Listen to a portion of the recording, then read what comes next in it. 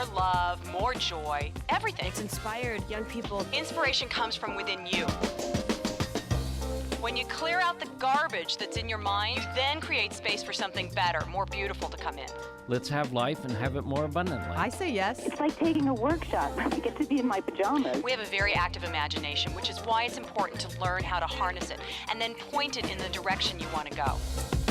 I listen to your show every day. It's time now for Living Your Inspired Life with Susan Burrell. Susan is no-nonsense, inspirational, motivational, and fun. This is positive talk radio. Practical wisdom for everyday life. It's a gift you give yourself. Now, here's Susan.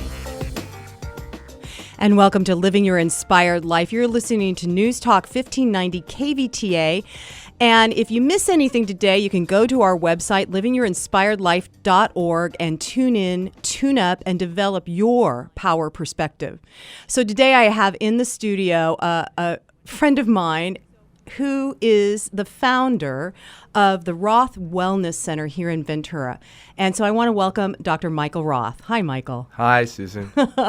I'm thrilled to have you because of the work that you do, and I've been a client of yours, and so I want to tell everybody from my personal experience, the work that Michael does is really awesome, and I always leave his office feeling aligned and attuned and more me than when I walked in. So, Michael, tell everybody what it is you do. You're a holistic chiropractor, but really, what does that mean? Yes, I'm a holistic chiropractor, and I work with the mind-body connection. My perspective is that if you have an injury or some sort of pain in the body, there'll be one of three causes. There'll be perhaps an emotional, a nutritional, or an imbalance in an organ or gland, or a structural imbalance. 1, 2, or 3 of the above. And then we look for the cause. Okay, so here's the thing. I've gone to traditional, or what I consider traditional chiropractors, and then I came to see you. And the traditional kind of chiropractor just does the adjusting of the bones and cracking of the neck, and which I love, by the way.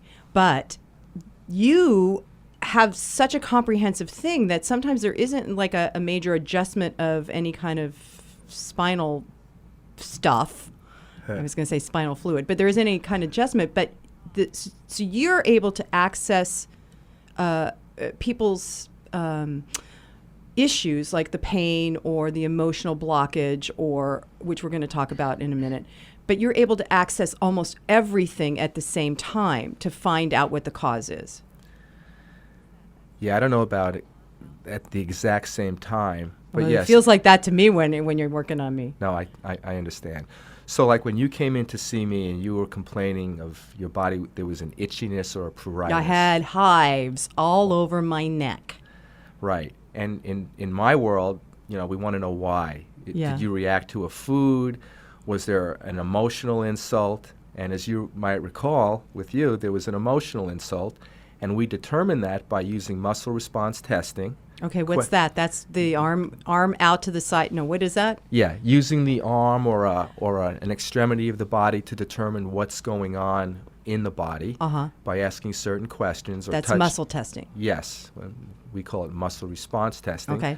And with you, we found out that there was emotions that you were not consciously aware of, that you began to become consciously aware of, and once you did, and we did a releasing, and a lot of the highs dissipated. Yeah, so I gotta share with everybody my experience about this, Michael, because it was painless.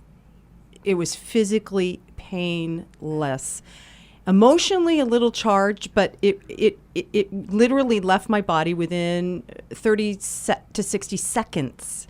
It's not like I had to go through a week or a month of, okay, let's work with getting this emotion out. It was really, a lot of it was really, clarified and released during the time of our session.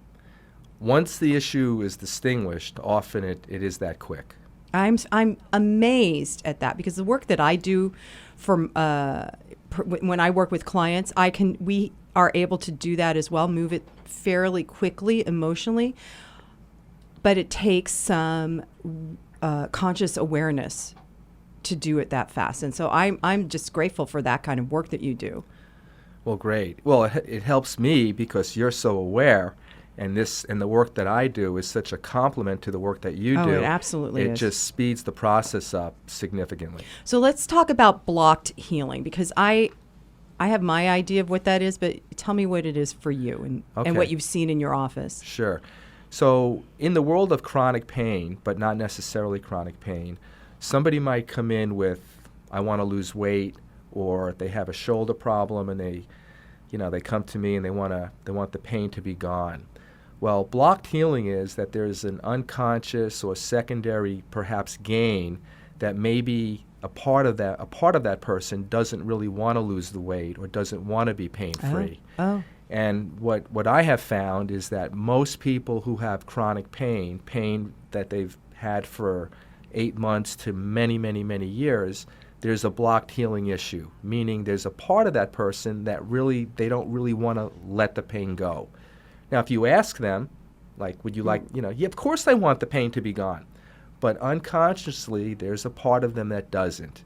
And we determine that, do what we do, and then the person's healing can take place. Okay. Otherwise, it won't last, and they can go to multiple practitioners, and they'll get better, and then it's going to come back. Okay, so part of that is why people have reoccurring issues too then. Yes. Is that they still haven't released the core block. emotional belief or block. This is what we call it. The but, core emotional block. Okay. So, yeah, I can see that, because there's times where I don't want to. I think I want to release this. I think I want to be healthy, but no, I don't want to, because now some of that is some of the reason why people unconsciously don't want to release the block. Is it because of fear of what would happen if I really let go of this? For a lot of people, the answer is yes, because if they're pain-free or they lose their 30 pounds, then they have to be responsible and cause in the matter of their life. And for many of us, we don't want to be responsible. I'd rather have, my back hurts, so that then I can't go out and get the job I love or the relationship of my dreams. Oh, that's great, because that's what we talk about on Living Your Inspired Life, is that we are self-responsible for our lives, and our thoughts create beliefs sometimes from experience, right? From life experience, and then we download that belief without even realizing it, and then we're operating from something that we've forgotten about, or something that we are really just pushing away because we don't want to be in charge of our lives and self-responsible, and we don't want to be fully activated as human beings sometimes. Exactly. I don't know that anybody wakes up in the morning and says, no, I don't want to be a fully activated human being. But when life experience happens, when garbage happens, a lot of us go, forget it, I'm not going to play. And we don't even know we've made that choice. So this is what you uncover for people. Right. But you have to get, for the audience, I'm very aware everybody who comes in, they're coming in because they want to be pain-free or they want to lose the weight. And often there's a blocked healing. Yeah. So you want to be open to at least that possibility. So this sounds like you have fun at your job, Michael. I love it. I love doing the work. Yeah. I love it. So I want to back up now, and then I want to come back to this cause and effect idea that happens within our bodies, where we create our dis-ease, if you will. But I want to hear, how did you get into doing this? Because, how do you get from chiropractic to this blocked healing I say modality, you say that it's not a modality, but this the way that you do this, it doesn't. I want to hear how that happened. Great. So the journey started probably 5 or 6 years after I was in practice. I began as a traditional chiropractor, and within 3 or 4 years, there was a lot of frustration. I was working with the same type of people with conditions, back problems, excuse me. And I was invited or participated in a seminar in Maui where there were healers from all over the world. Okay, what kind of healers? Like The medical doctors, dentists, chiropractors, acupuncturists, naturopaths, you name it. Okay. And it was during that weekend that my relationship to being a healthcare practitioner completely transformed. And I was introduced to the world of energetic, I'm going to say medicine, where one of the participants' husbands was not there, who everybody knew, and the next thing I know, this big strapping Australian acupuncture and chiropractor began doing this, what appeared to be this voodoo weird stuff on this woman. And I didn't think anything of it. And then when we came back to the evening session, we heard that her husband actually is feeling better and he's going to fly on the next plane in the morning to Maui. What I didn't realize was this big Australian chiropractor acupuncturist was actually working on the guy in Encinitas through his wife. And at that time, that was just something, I never heard of remote healing I was before. just going to say remote healing. That's what yeah. And that was my introduction to it. And after that weekend, I committed myself to learning the work and traveled, did all the seminars, and then created, what I do today. So that's how the journey started. Okay.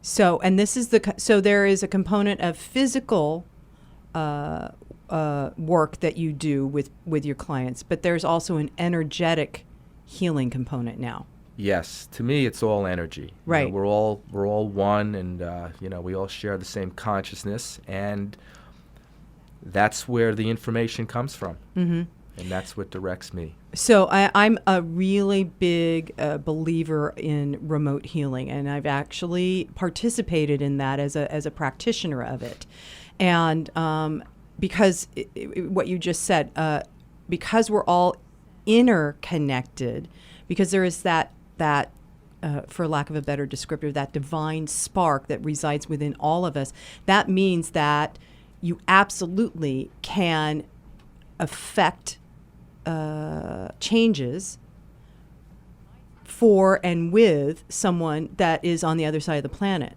So like when the tsunami and earthquakes and fires happen and everybody goes, oh, we have to send money. Well, you can also send healing energy to those places just by putting your attention on it and focusing your energy to, say, the Philippines.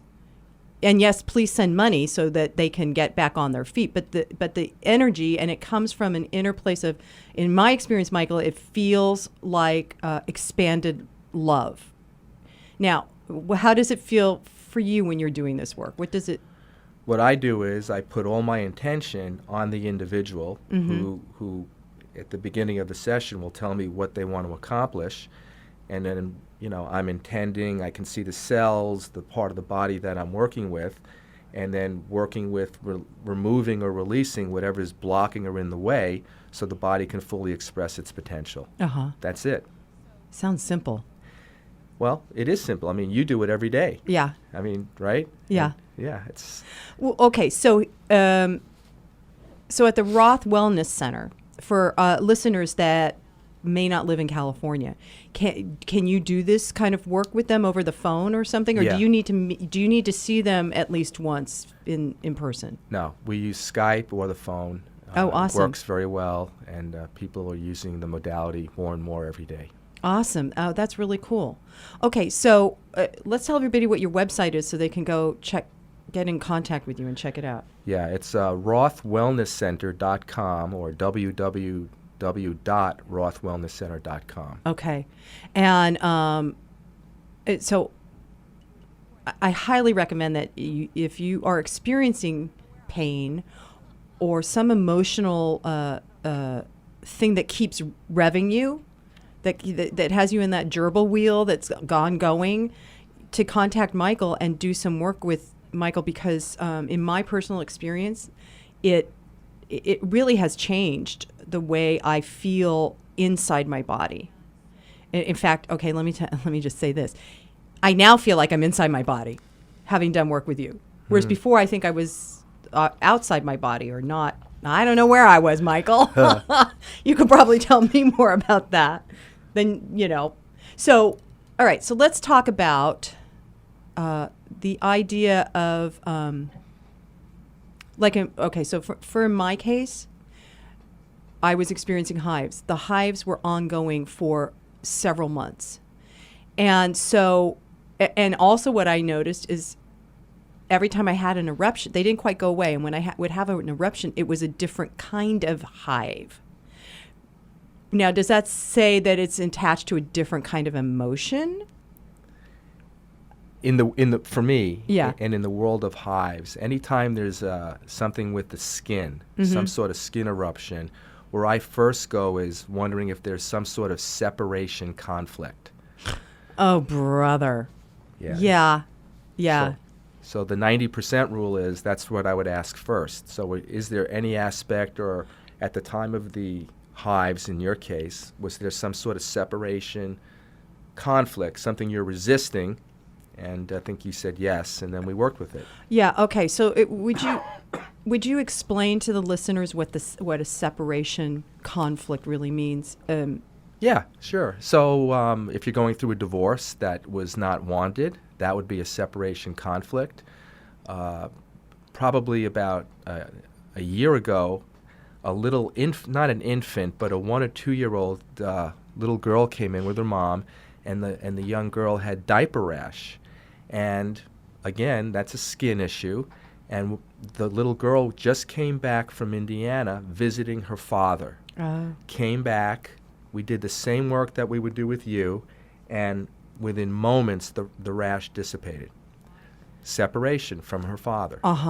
So, and it could be, the divorce kind of thing. It could be moving to another locale. Right. It could be the loss of a dog.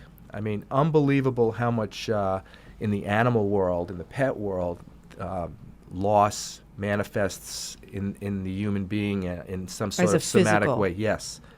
It just completely amazes me and continues every day because it's very, very common. Oh, so, it's interesting that you brought up animals because I notice I have 2 Shelties, and Shelties are very sensitive beings. And I now am aware after a year of this that when I'm upset, they start getting sick. And I can time it now. Within 15 minutes of me being really upset, I can look at one of them and they're sick. So that speaks again to this place of where we're all interconnected. Doesn't matter if we're a human being or an animal or a tree or a rock. We're all connected. Totally. And this is the thing that blows my mind is in that oneness, we can, like with doing work with you, Michael, we can then reclaim or remember the truth of who we are individually and allow that to become more manifested in our physical being. And because it's more manifested or more awake and attuned within our emotional and mental being. Yeah? Yeah. Okay, so now I'm just riffing with you, Michael. So let's talk about what the connection is between the we are talking about this, but I think that there's something else we can tease out of this. The physical body, the mental body, the emotional body, and then there's the etheric body, right? And then there's the soul body, yeah? Yeah. Yeah. So let's talk a little bit about how all of those interact and interplay in a way that maybe our listeners who don't have an experience of this. All right, let me see if I can give you an example. So in my world, the world of, say, my office, to me, those are all one. Right. So let me give you a personal example. So in 2008, I was going through a very difficult time in my life. I had a lot of stress.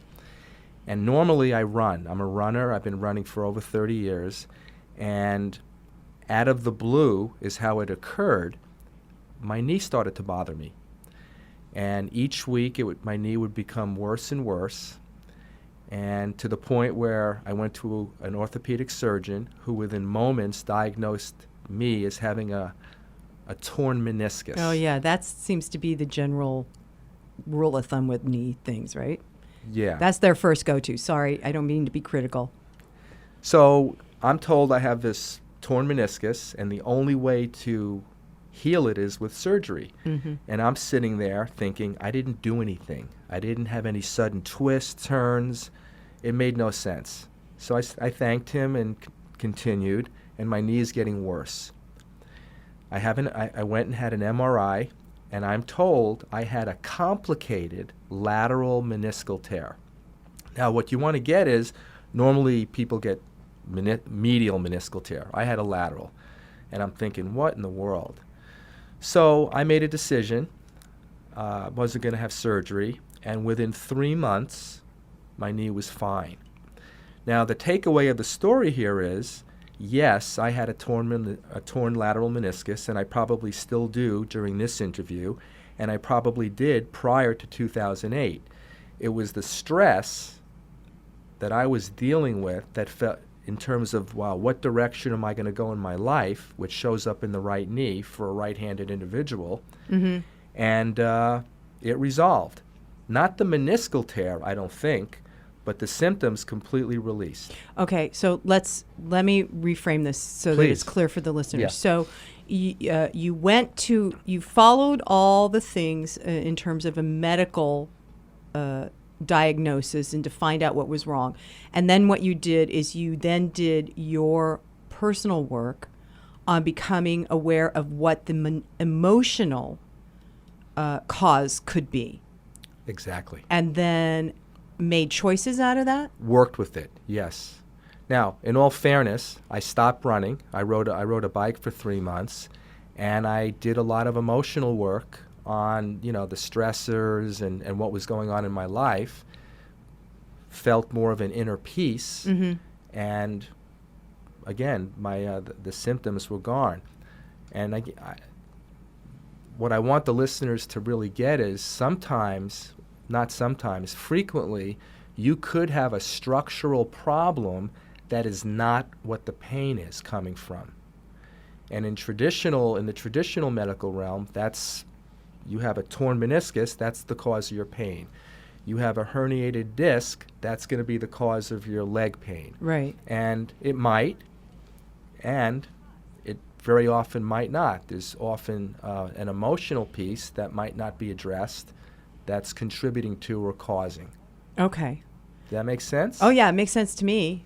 It makes sense to me, so it should make sense to everybody else, I think. So because what you're describing is if you're looking at just one part. Okay, let's talk about this way. So pretend there's an elephant in the room, right? And you're looking at one part of the elephant. So you're just looking at the tusk.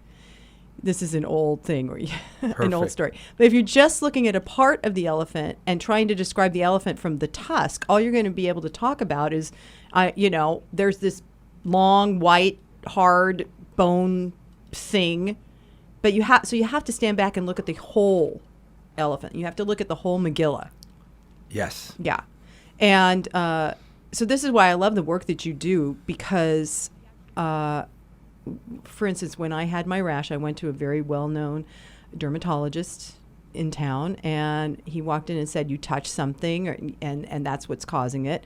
Get rid of, change your makeup, change your shampoo, change everything. Physically, change your detergent. I'm like, are you kidding me? Really? And then figure out what it was you touched. I'm like, are you kidding me? And I said to the man, I said, no, this is emotional. And he didn't believe me. He goes, no, I don't believe it. I don't. He actually said, I don't believe in that. I was like, okay. And this is the thing that why you and I hit it off so well, because the minute you took a look at my rash, you went, that's emotional. I said, thank you, because I knew it was with what I have going on. So at your wellness center, you help people with their stress. Now, do you teach or what's your suggestion for people out there in dealing with stress to begin with, besides not be stressed? Yeah, I generally don't get into, like stress techniques like breathing or meditation. My focus is help the person identify what their problem is, their cause of their issue or their pain, help release it, and then, move on. That kind of thing. So Okay. I kind of don't get too involved in, different types of practices. Okay. So, all right, let's think about that. Then what else? Because you also deal with nutrition too. Yeah. So let's talk about that, because the nutrition part is connected to the physical part. Absolutely. Absolutely. Which is also connected to the emotional part. Yes. Okay, great question, Susan. So in the world of nutrition, in my office and the counsel that I give people, there's the diet part. Mm-hmm. You know, we want to determine whether the individual reacts or has a sensitivity to gluten or wheat or dairy. Certainly, what's very common for a lot of people is they have blood sugar issues that we want to address. And then there's the functional medicine piece. So let me give you an example. Probably a couple of months ago, a woman came in, and her right hip, she could not put her right foot on her left knee. Oh. And she had that going on for years. She had been to everyone. And what we found in the office was there was a lot of grief. She lost several of her specialized, I'm going to call them cats. I don't know what the technical word is. And also, her heart was tired. Not like she had a disease, but there was like a broken heart. So we offered her some supplementation to support her heart.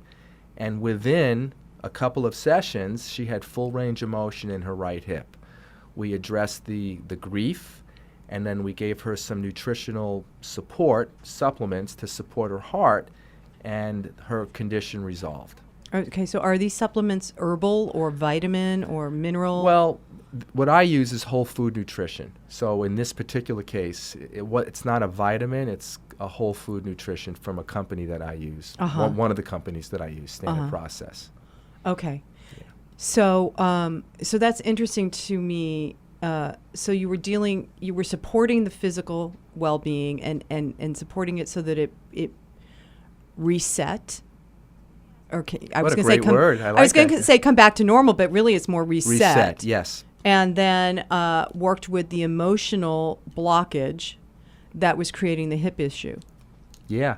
Now you'd think, how in the world is, grief from a cat going to affect the hip? Oh, yeah. But it does. There's a resistance to moving forward. Do I get another cat? Do I get it, do I replace her? Is she going to run away? I mean, just it goes on and on. Yeah. And that was the story with this particular individual. So let me ask you about arthritis. Okay, because that seems to be a pretty common, you see all these commercials on television for what you should be taking for your arthritis or all these other diseases that are out there. So talk to me about arthritis and how you deal with that with a client. So are you talking about degenerative arthritis? Yeah, there's several of them. So we'll go with degenerative. Yeah, and then I want to talk about scoliosis. But yes, scoliosis of the spine, but there's also psoriatic arthritis. That's it. It was an S word.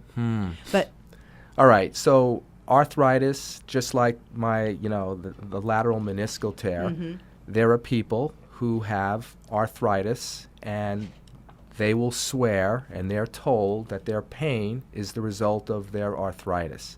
Right, and their joints, joints are hardening or... Yeah, there's the narrowing of the disc space, and in some cases, it's probably accurate, and in other cases, probably not. So you want to look at your diet, is there stress, what was happening at the time? And here's a great takeaway for people, is if you start to develop some sort of pain or some sort of bodily anomaly where you're in discomfort, you want to ask yourself, what is going on or what had been going on in my life at the time of the onset or shortly before the onset? And that could reveal quite a bit, and even just by distinguishing that could offer relief. Yes. Okay. I'm sorry because I'm thinking as you're saying this of a particular individual. So what happens when you're an elder and the emotional thing happened way back, so far back in your life that like you were a kid? I mean, how do you uncover that? Do you have to peel it like an onion to find that root? Or Great question. So usually, if somebody comes into my office and let's just say they come in and their left shoulder hurts, and we identify, so what was happening, what are you shouldering, what are you, worried about, whatever the case may be, and they'll come up with a scenario. Very, very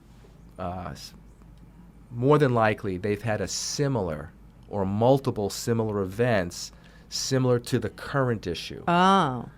So it's real easy. You know, you Oh. get the current issue, and then, you know, so did that happen before?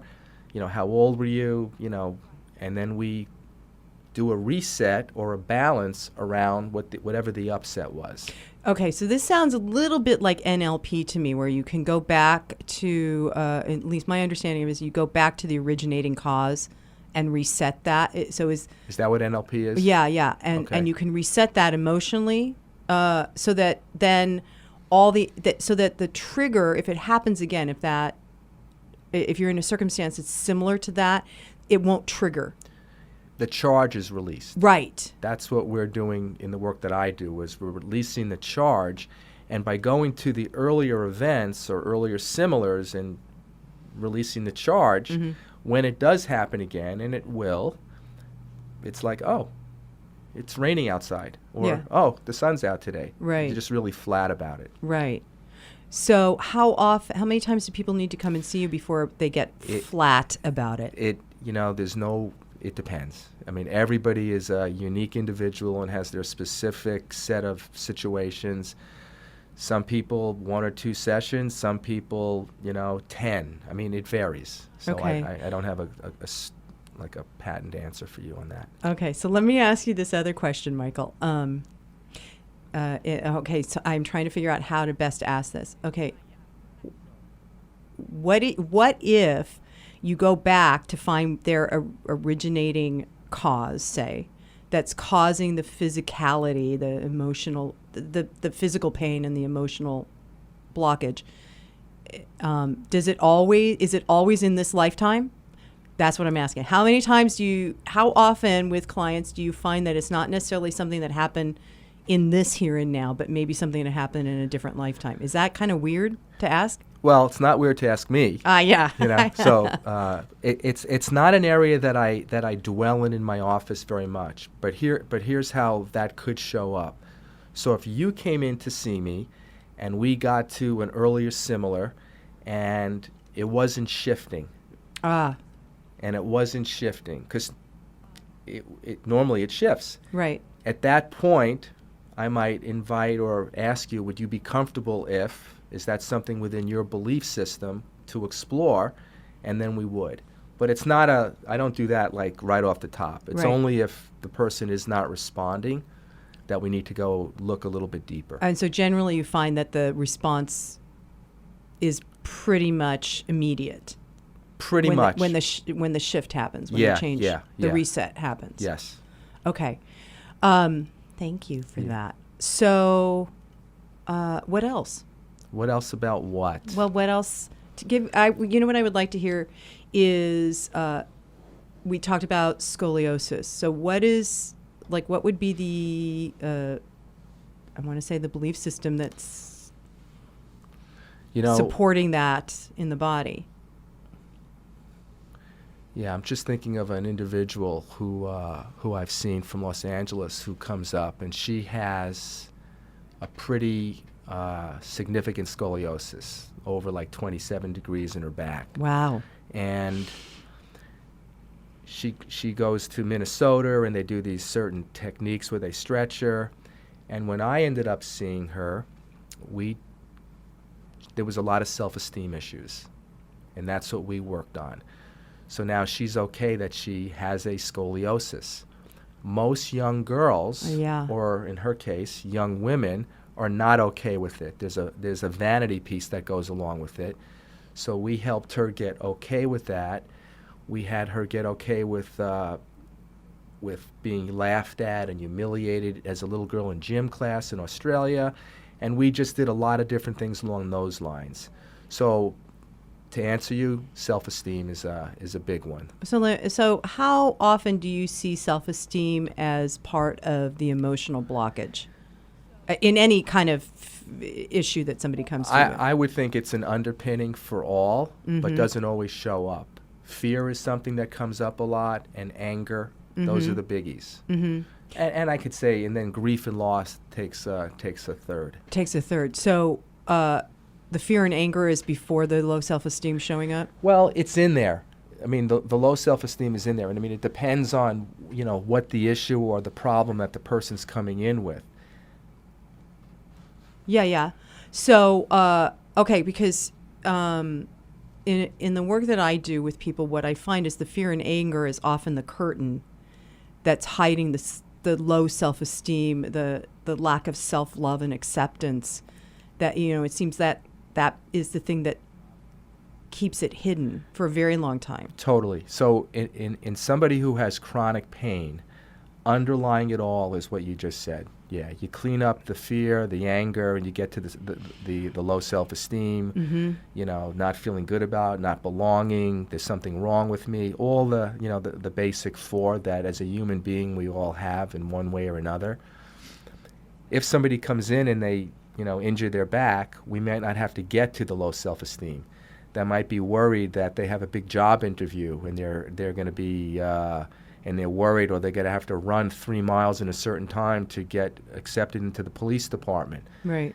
So we don't get into that. We just get into what the fear is and for the immediate situation. For the immediate. There you go. Perfect. But if it's something that's chronic, you inevitably it'll be low self-esteem. Something. Yeah, I don't belong. There's something wrong with me. Which goes back to this idea of separation that we were talking about at the beginning, that that there's an underlying, and I really see this with lots of people. There's an underlying feeling that I am separate from everybody else. And not only I am separate, but I am alone, I am on my own. I'm on my own, and there's nobody out there. Yeah. Which is not true. That's the illusion. Right. Absolutely. Absolutely. I remember when my father passed away. I was 25 years old, and I'm in my mother's driveway in New York, and I remember thinking to myself, I am on my own. I mean, clear as day. Yeah.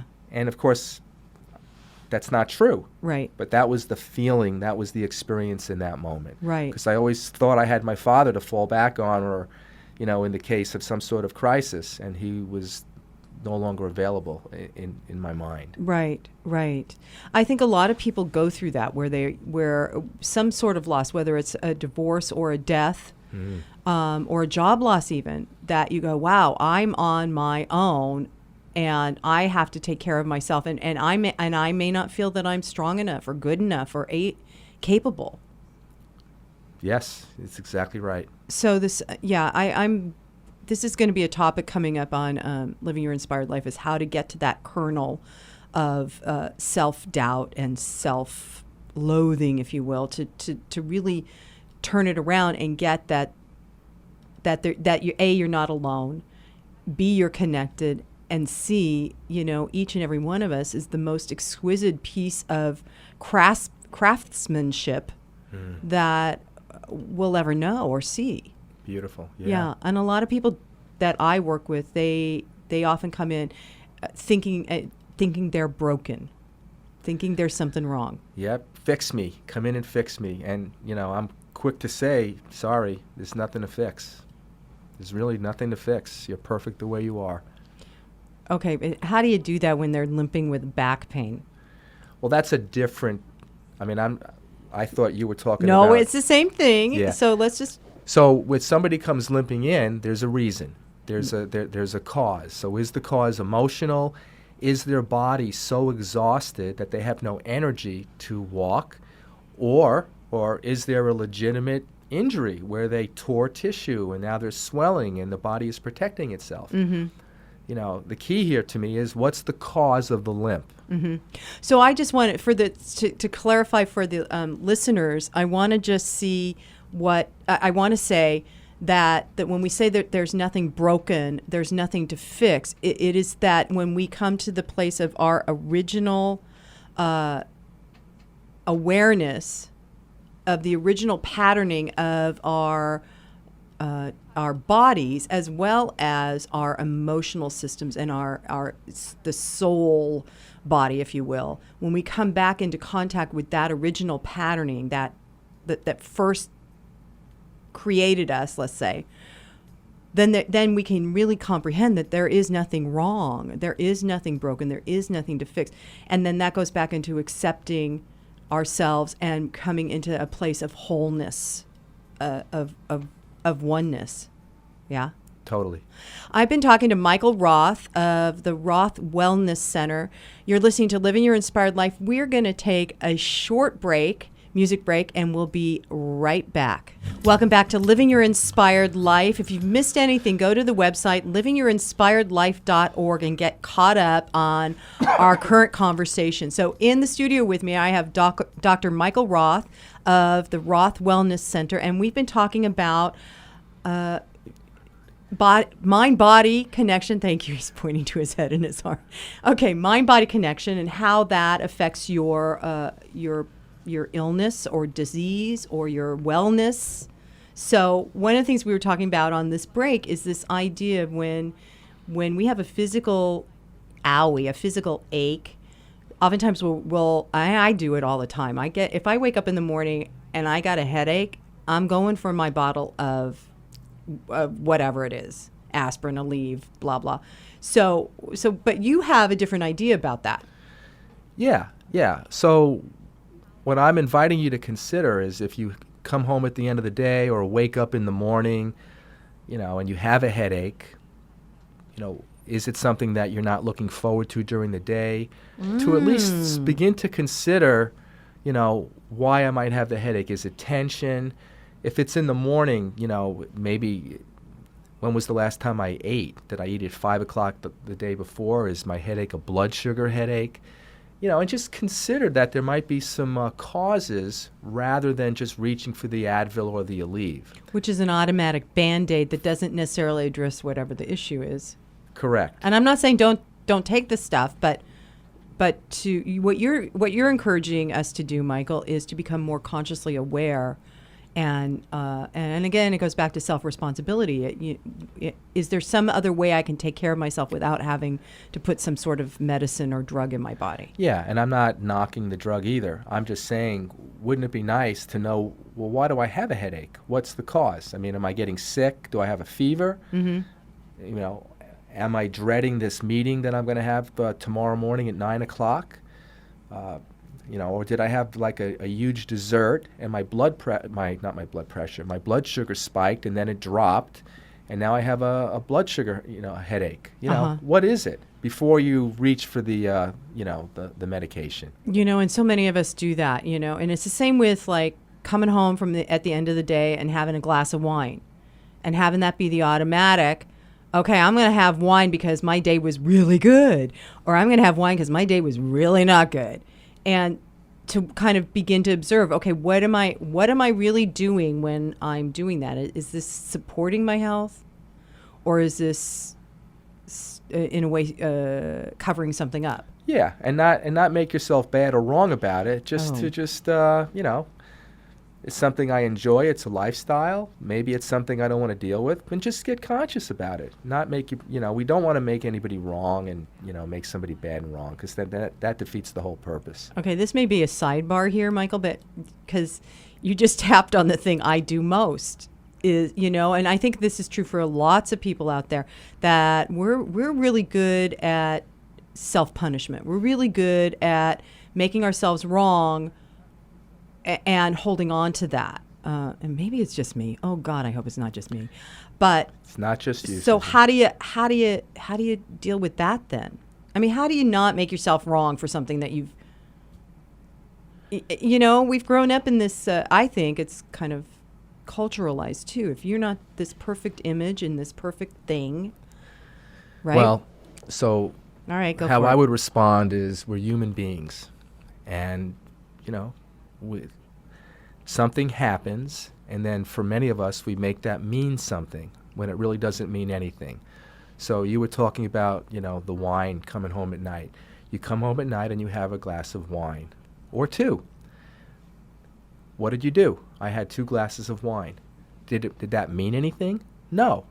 But what people do, and I think maybe consider this, is that you make it mean that you are blah, blah, blah, and then whatever you made it mean gets put on top of the fact that you drank the wine, and then the wine becomes this bad and evil thing, rather than I had a couple of glasses of wine.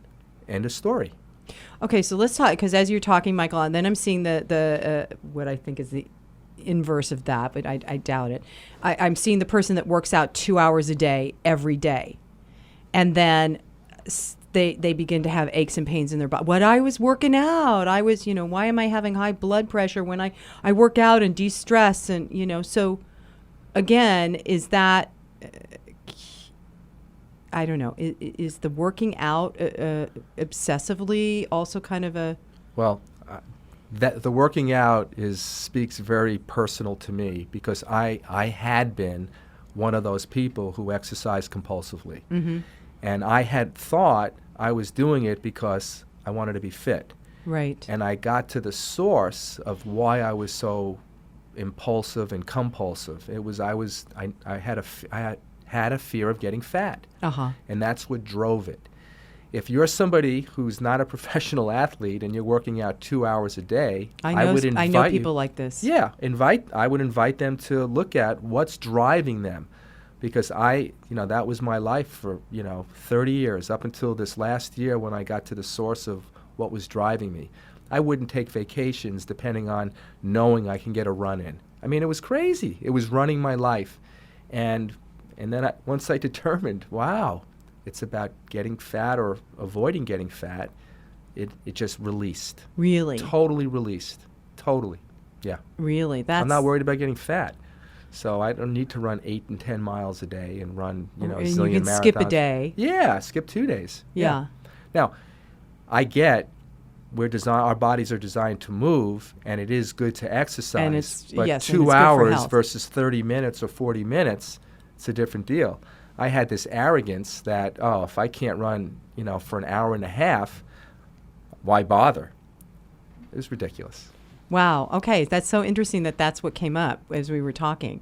So, so then let's talk about this other idea of what I like about what we just talked about, Michael, is that you're inviting listeners to do a check-in with themselves, checking in all the time, and I'm really big on that. Now, do I do it all the time? No, but when I do check in with myself, in the morning or in midday, in the evening, I have more clarity of what choices I can make.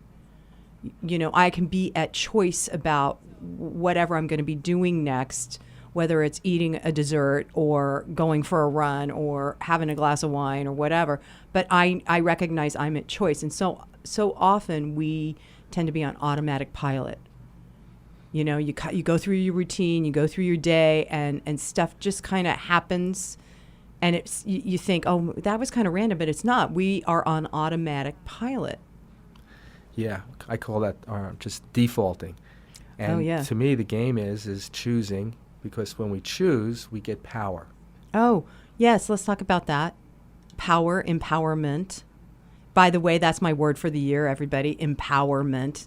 And I chose this as a tool for myself to go, okay, is what I'm going to do going to be empowering to me or disempowering? And if it's disempowering, I'm going to choose, hopefully, not to do it. Or I'm going to notice that I'm choosing to disempower myself by doing this whatever it is thing, And if I choose to empower myself, then what I'm noticing is I feel much better about it. So, well, when we empower ourselves, we get big energetically. It's expansive. And to me, I'd rather expand. I mean, we're going to contract, but why not stay as expansive as we can for as long as we can? And that's empowerment. Right. So, and you said, and we're going to contract. So there's a rhythm here. Totally. There's a breathing in and breathing out rhythm. So, because of course, as soon as you said, I want to be empowered, I want to be as big, and I'm thinking, yeah, all the time. No, we got to rest. We have to regenerate. We have to regroup, reset. I mean, we can't always. It's a contraction, expansion, not to be locked up in any one, but to go back and forth as a dance. Right, and flow, and know that that's a holistic rhythm. Yes. And it's an actual rhythm that the entire universe operates in, this breathing in and breathing out and contracting. And because I think what's happening, I was talking to somebody who's living on the edge of life right now, and literally in financially and living conditions and job-wise, career-wise, there's a huge shift that's about to occur but hasn't happened yet. So it's very extreme. And there's that feeling that she's going to be in contraction the whole time as opposed to expansion, because it's been happening for so long. So what would you speak to about that? Well, one of my lessons over the last couple of years and continues is to be in acceptance of what's so. Hard to do. It is. And if I want to be happy and and satisfied, I choose to accept. And it's an ongoing process for me, often very conscious, because there are things that I don't want to accept. Circumstances, situations, things that I've done that I wish I didn't do, things like that. And really, I did them, and I accept what's so. I don't have to love it. But in order for happiness, to me, there has to be acceptance. I love that you said that. I so love that you said that. Because I'm the redhead, right? And I'm the one that goes into reaction. My first default is to react, which means also to me resist, right? The thing I don't want to experience. And it takes me a while to go, okay, now I have to accept it. And sometimes that feels good.